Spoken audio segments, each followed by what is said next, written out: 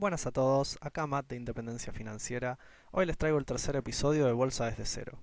Vamos a estar viendo un poco sobre tipos de gráficos y teoría de velas japonesas. Comencemos. Acá estamos en un gráfico de TradingView, en este caso el Merval. No es muy importante igual porque podríamos estar analizando cualquier activo. Lo que nosotros queremos ver es los tipos de gráficos que existen y qué información nos brindan. En este caso vamos a concentrarnos en estos cuatro: líneas, área, barras y velas. El primero que estamos viendo en este caso es un gráfico de línea. Hay que tener presente que esto solo utiliza el precio de cierre para unir cada uno de los precios día tras día. Por lo tanto, acá nos paramos en un día, el 21 del 10, y al día siguiente el 22 del 10, y si se fijan, estos valores fueron el valor de cierre, y al unirlos, eso nos va formando la línea de precio del activo en cuestión, en este caso el índice Merval. Esto nos da una visión general de cómo puede ser una tendencia. Esto nos permite empezar a trazar líneas de tendencia solo utilizando precio de cierre, detectar rupturas, soportes, resistencia, pero estamos perdiendo mucha información en este caso, ¿sí? No tenemos todo el dato sobre la rueda, solo tenemos el precio de cierre. Sirve para cuando uno recién está comenzando y quiere empezar a meterse con el análisis técnico, los gráficos y ver de una manera sencilla y rápida cómo es la tendencia de algún activo, ¿sí? Básicamente para eso se pueden usar los gráficos de línea. Los gráficos de área no son muy diferentes. Vamos a cambiarlos acá. En este caso en TradingView acá arriba tenemos el cambio de tipo de gráfico. Vamos a pasar de línea a área. En realidad el gráfico de área es más de lo mismo, ¿sí? Simplemente quería hacer una mención porque hay mucha gente que usa solo gráficos de línea, otros que usan solo gráficos de área, me pareció que valía la pena mencionarlo. El gráfico de área es lo mismo pero visto de otra manera, ¿sí? Seguimos utilizando solo el precio de cierre para unir todos los puntos y darnos este contorno que se forma. Simplemente que en vez de poner solo una línea, forma toda el área completa, rellena toda el área debajo de esa línea, ¿sí? Una vez más, esto por ahí es menos ameno a la hora de hacer un análisis técnico, porque es más complicado trazar las líneas, los soportes y las resistencias, y es el estándar que suelen mostrar la mayoría de las plataformas. Cuando uno entra a Google Finance, Investing, todas las plataformas muestran este gráfico por default porque es el más ameno para una persona ajena al análisis técnico, ¿sí? Muy bien, empecemos ahora a ir a lo que es un poquito más interesante, ¿no? Pasemos a los gráficos de barra. El gráfico de barra ya se pone un poquito más complicado y empieza a mostrar más información. Muchos analistas hoy en día siguen usando el gráfico de barra, es el que predominó durante mucho tiempo antes de que los gráficos de vela se pusieran muy de moda en Occidente. El gráfico de barra muestra los cuatro precios que nos interesan, que son el precio de apertura, el precio de cierre, el máximo y el mínimo. Entonces, por ejemplo, agarremos una vela cualquiera, vamos a hacer un poquito de zoom, denme un segundo, y tomemos una vela larga que tenga todos los precios. Tomemos esta vela roja, ¿sí? Tomamos esta vela roja. Entonces hacemos un poco más de zoom sobre esa vela que les nombraba y vamos a ver que tenemos cuatro precios delimitados acá, ¿sí? ¿Ven? Todas estas líneas amarillas que estoy marcando con el fibrón. El precio de arriba de todo es el máximo alcanzado, ¿sí? El segundo precio es el precio de apertura, porque tiene ¿cómo llamarlo, no? Este cuadradito hacia la izquierda, ¿sí? El cuadrado, el rectángulo hacia la izquierda es el precio de apertura siempre.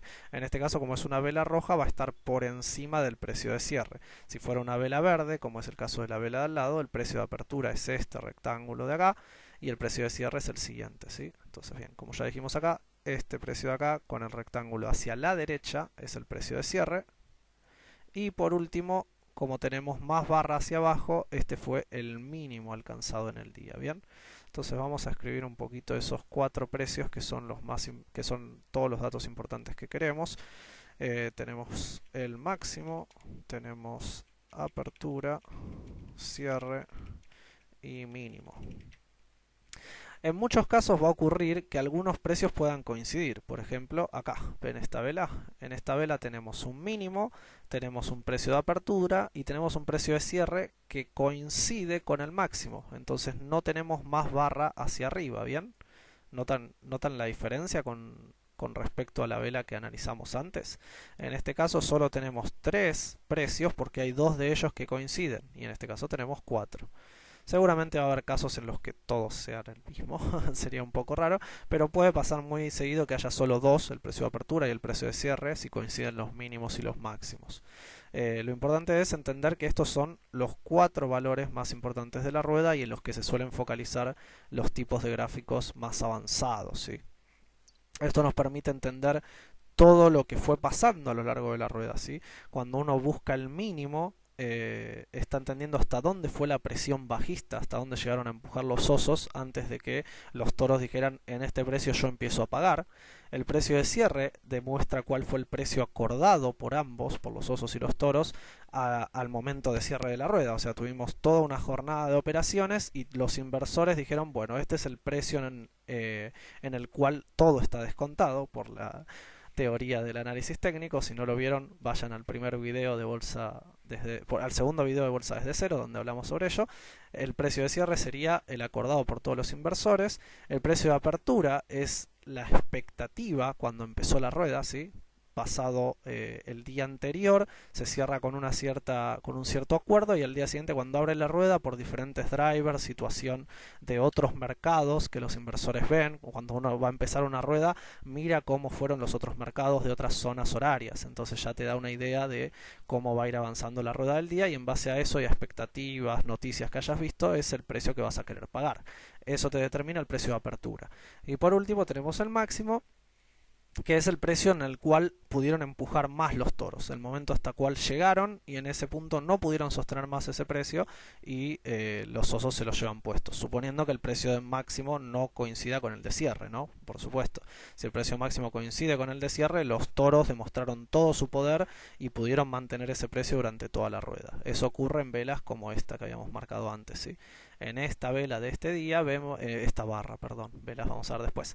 En esta barra de este día vemos que el precio de cierre coincide con el máximo. Eso demuestra mucha presión de toros alcista. Bien,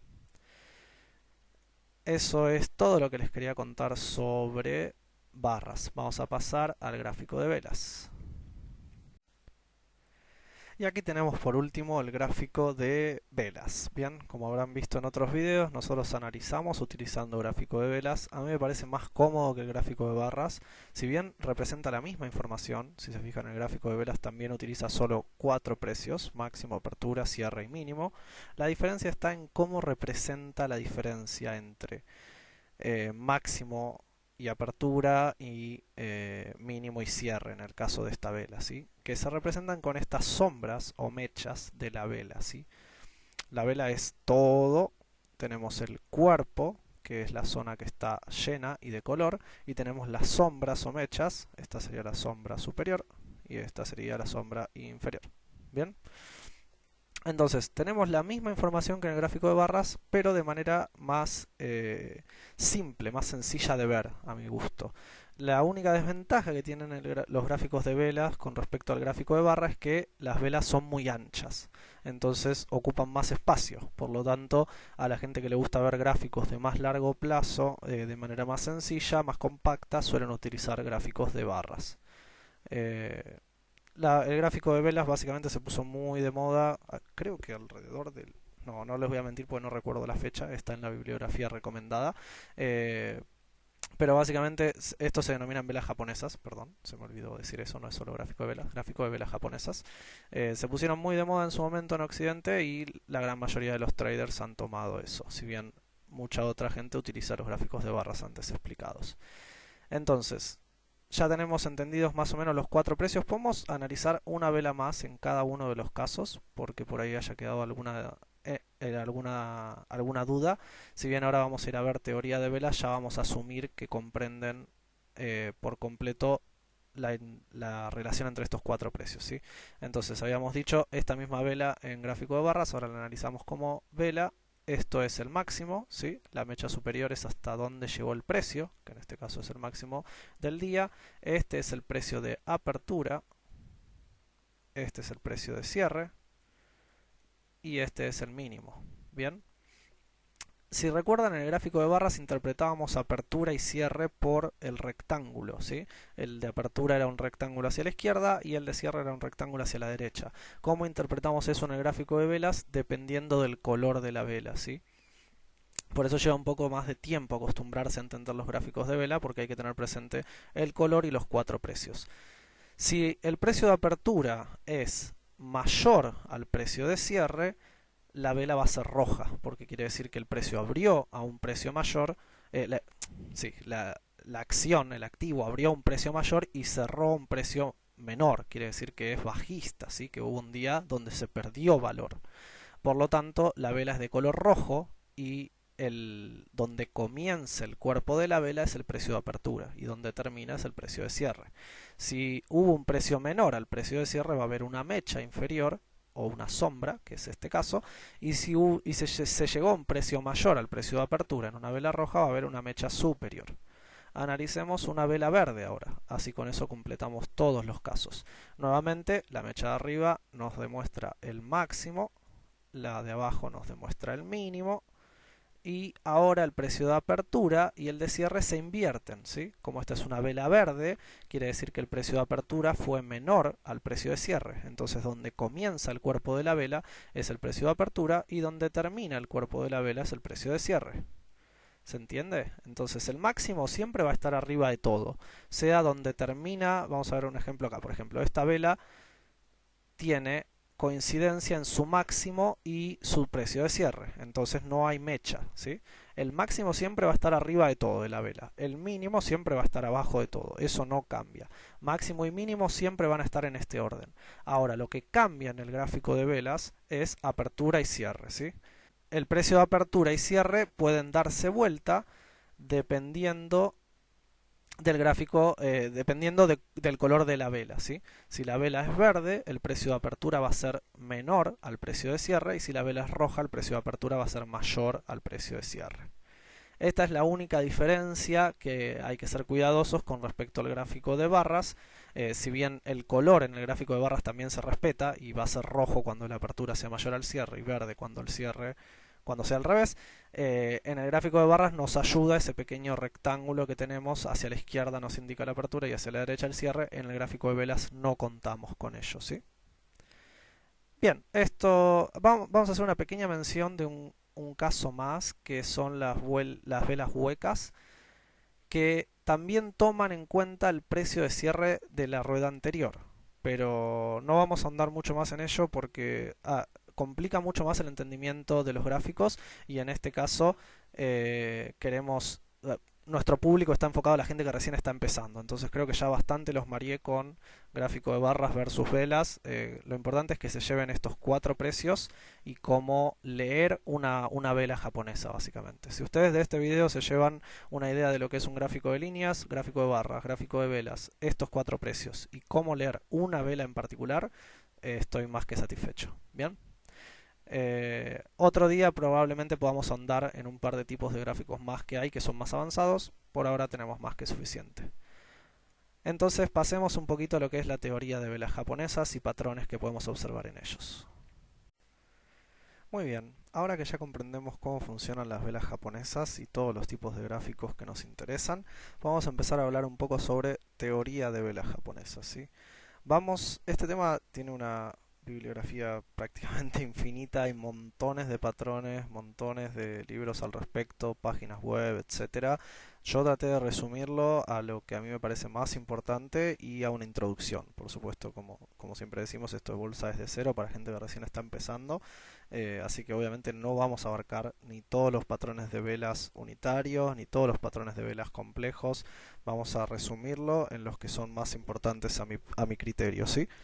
Comencemos. El primer patrón de una vela que nos interesa es el doji. El doji es una de las velas más importantes que podemos encontrar en los gráficos y que nos ayudan a generar patrones de velas mucho más complejos. El doji se caracteriza por indecisión. Una vela doji es aquella que tiene mucha mecha, sombra inferior o superior o ambas, y un cuerpo muy pequeño o prácticamente inexistente. Hay algunos autores que consideran que estos son dojis y hay otros que dicen que solo esto puede ser un doji, aquellos que no tengan nada de cuerpo y otros que toleran un poco de cuerpo. Yo considero que mientras que el cuerpo sea proporcionalmente mucho más pequeño que las mechas, debería ser considerado un doji, ya que representa indecisión, que es lo más importante del doji. La gracia de la vela doji es que hubo mucha diferencia en el precio de la vela. Los toros y los osos no pudieron, se midieron fuerzas y no pudieron definir hacia dónde iba el precio del activo en cuestión, y por lo tanto queda dibujada esta vela en la que hay mucha amplitud, en la que hay amplitud en el precio, pero no hay un cuerpo que lo avale. El precio termina siendo muy similar al de apertura que al de cierre. Es como que toda la rueda hubiera sido prácticamente inexistente, si se quiere. Al día siguiente va a abrir, o bueno, termina esa rueda prácticamente igual que como inició, llamémoslo así. Bien. Luego tenemos, dentro de los doji, tenemos algunos más específicos que son el Dragonfly Doji y el Gravestone Doji. De toda esta bibliografía que yo agarré es en inglés, les pido disculpas para los que no lo entiendan, voy a dejar links en la descripción para páginas en inglés y en español, pueden revisarlo ahí. Es simplemente costumbre de cómo las estudié yo en su momento. Entonces, estos doji tienen una interpretación diferente, ya no es indecisión. El primero, el Dragonfly, tiene connotación alcista, debido a que hay un precio de apertura, el precio del activo baja mucho durante la rueda y llega a un punto en el cual aparece mucha presión alcista y los toros dicen no, este precio no tiene ningún sentido para este activo y lo levantan durante el resto de la rueda. Por eso queda dibujada esta mecha, esta sombra inferior que representa que el precio bajó y volvió a subir, y cierra prácticamente al mismo precio de apertura. Esto tiene una connotación muy alcista, demuestra que desde este precio hacia abajo es territorio de toros. Los toros están dispuestos a pagar y a llevar el precio hacia arriba, ¿sí? Obviamente todo esto tiene que ser convalidado con volumen, etcétera, etcétera, pero no vamos a entrar en detalle de eso porque no viene al caso del análisis de la vela en sí. Por otro lado tenemos el Gravestone Doji, que tiene connotación bajista, es lo contrario al Dragonfly, significa justamente que hubo una apertura, el precio subió y fueron los toros incapaces de mantener ese precio para ese activo y el precio se desploma volviendo a los niveles de apertura, ¿sí? Esto tiene una connotación bajista y suele estar seguido de una vela roja al día siguiente. Pequeña aclaración, todos estos ejemplos que estamos viendo tienen velas negras y blancas en vez de rojas y verdes. Es como se hacían los gráficos de velas antes. Ahora las plataformas en general utilizan rojo y verde. Igual todo eso es configurable en la mayoría de las plataformas. Simplemente tengan presente eso. Lo que acá es negro es el equivalente a rojo y lo que es blanco es el equivalente a verde. Luego tenemos Hanging Man y Hammer. Martillo y hombre colgado, básicamente. Acá vemos algunos ejemplos de cómo están aplicados. El hammer tiene una connotación alcista, nuevamente es una especie de Dragonfly, si se quiere, con un poco más de cuerpo, y visto en un ejemplo, en un patrón con más velas, demuestra que viene una tendencia bajista, se llega al hammer y salimos alcista. De acá viene toda esta teoría de lectura de vela que les explicaba antes. El hanging man es lo contrario, veremos de una tendencia alcista, se llega a un punto máximo y queda el hombre colgado, si se quiere, y seguimos para abajo. Y los últimos de los que vamos a hablar es el Shooting Star y el Inverted Hammer, que es un martillo invertido justamente. Si se fijan, las mechas acá también es invertida, pero sin embargo tiene una connotación alcista dependiendo del contexto. Si acá un Inverted Hammer en cualquier lugar no significa que vaya a ser alcista, pero tiene una alta probabilidad de que luego de uno de ellos venga una seguidilla de velas alcistas. ¿Sí? Y por último tenemos el Shooting Star, que se encuentra al tope en un precio máximo, venimos de una tendencia alcista, alcanzamos un Shooting Star, el precio no puede sostenerse y por eso sale disparado hacia abajo. Bien. Esto es todo lo que queríamos hablar de patrones básicos de velas. Vamos a ver ahora un par de patrones complejos que me parece que son interesantes de analizar y vamos a ir cerrando este video. Bien, en cuanto a patrones complejos, aquellos que cuentan con dos o más velas, quiero hablar solamente de 4 patrones que me resultan interesantes a mí y que vemos muy seguido en los gráficos de los activos que vamos analizando. El primero de ellos es el Bull Engulfing, que es cuando tenemos una vela que envuelve a la vela anterior, ¿sí? En el caso de ser Bull, la vela esta, de vuelta, disculpa por la diferencia de colores, simplemente fueron los ejemplos que fui encontrando, voy a dejar los créditos en la descripción. En este caso el rojo es rojo obviamente y el azul es verde, ¿sí? Esta es una vela alcista. En este caso la vela alcista envuelve a la vela anterior, que era una vela bajista. Eso significa que el precio de apertura fue menor al precio de cierre anterior y el precio de cierre de esta vela es mayor al precio de cierre de apertura anterior, perdón. Bien, entonces es una vela que envuelve a la vela anterior y representa una salida alcista bastante fuerte. Demuestra que se llegó a testear un soporte hacia abajo que era mayor al precio de cierre anterior, o sea que abrimos por debajo del precio que se había acordado en la última rueda, pero sale rápidamente disparado el precio hacia arriba y envolvemos toda la presión bajista que hubo, ¿sí? Luego de eso suele haber una tendencia alcista. Recuerden que todo esto siempre son patrones de 1, 2, 3 velas, depende mucho del contexto, ¿sí? Si estamos en una tendencia bajista fuerte, que haya un bull engulfing no significa que es el piso, ¿sí? Hay que tener en cuenta más cosas, simplemente estamos hablando de teorías de velas, no debe ser tomado como un sistema de trading y solo utilizar teorías de velas y patrones para operar, sino tomarse como una herramienta más y tenerlo en cuenta dentro del análisis que uno hace, ¿sí? Por el contrario tenemos el Bear Engulfing, que es una vela envolvente bajista básicamente. Venimos con una vela alcista del día anterior y el precio de apertura es mayor al precio de cierre anterior y el precio de cierre de esta rueda es menor al precio de apertura anterior. Entonces la vela roja bajista envuelve a la vela anterior alcista y denota una presión bajista fuerte que suele llevar a una consiguiente tendencia a corto plazo bajista. Bien.